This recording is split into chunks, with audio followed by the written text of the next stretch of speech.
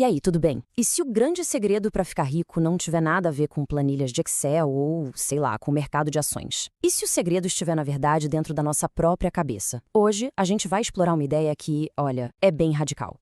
O sucesso com dinheiro não tem tanto a ver com o que se sabe, mas sim com como a gente se comporta. É uma habilidade, sabe? Uma habilidade pessoal, não técnica. E entender isso, isso pode mudar o jogo completamente. Dá uma olhada nessa frase. É forte, né? É exatamente isso. Essa ideia é a chave de tudo que a gente vai conversar aqui. Pensa bem, isso vai contra praticamente tudo que a gente aprendeu a vida inteira.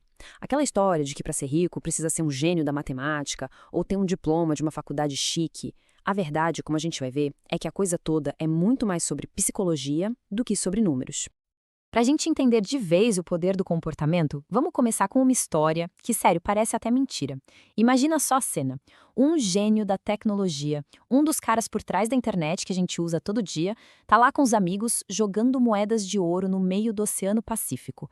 Assim, por pura diversão. É bizarro. Mas esse ato, por mais maluco que pareça, mostra uma verdade fundamental sobre dinheiro. Então, quem era esse cara? Bom, ele era um verdadeiro gênio técnico.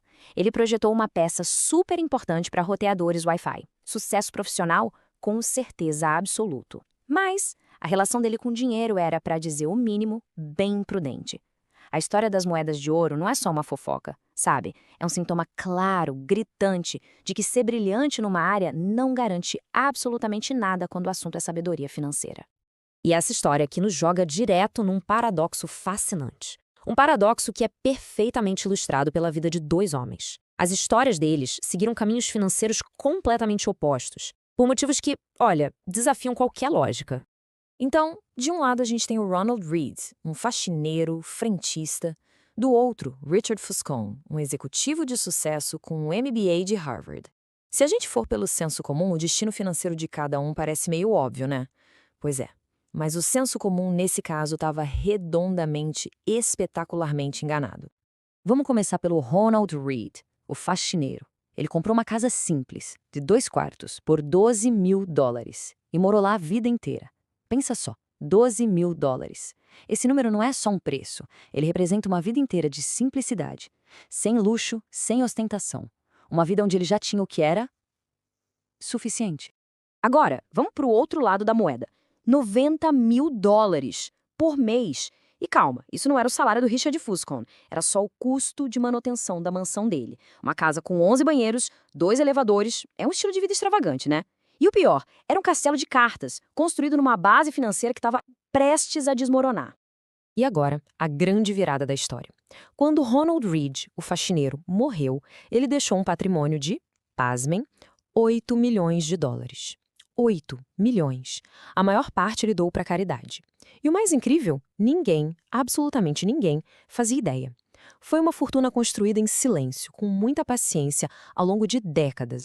Agora vamos colocar os dois lado a lado para a gente visualizar bem. De um lado, diploma de Harvard, carreira em Wall Street. Do outro, ensino médio, um trabalho de faxineiro.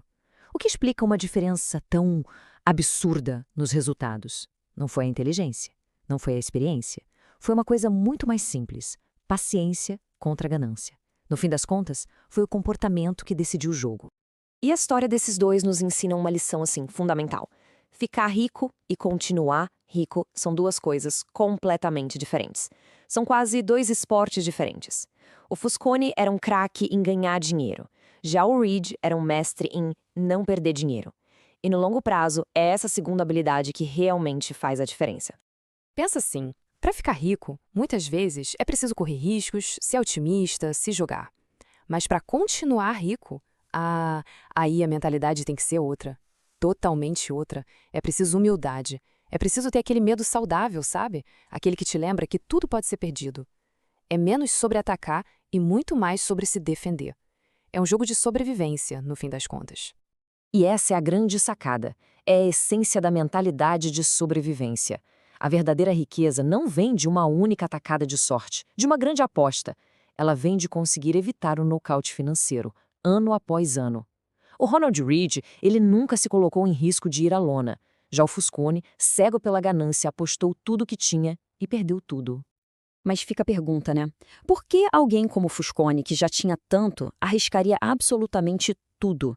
E a resposta nos leva a um dos maiores e mais perigosos dilemas do mundo do dinheiro: o problema do suficiente.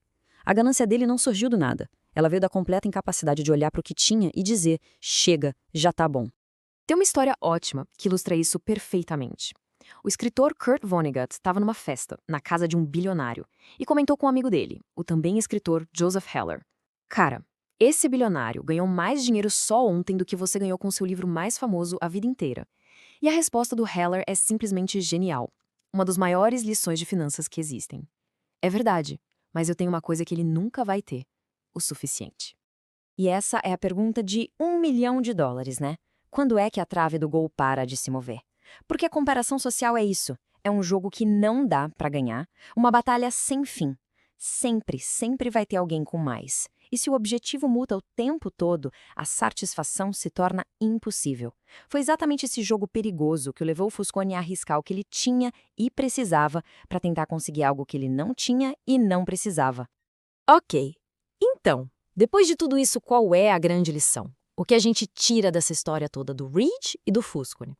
A conclusão é surpreendentemente simples, mas, ao mesmo tempo, tem um poder gigantesco. A conclusão é essa. A maior vantagem financeira que alguém pode ter não é a inteligência, não é o diploma, não são as dicas quentes de investimento. É o comportamento. Ponto.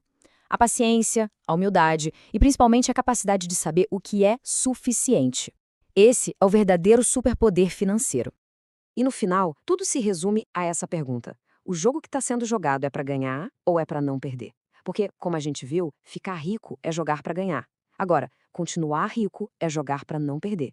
Pensar em qual desses dois jogos se está jogando e, mais importante, por quê? Essa talvez seja a decisão financeira mais importante que alguém pode tomar na vida.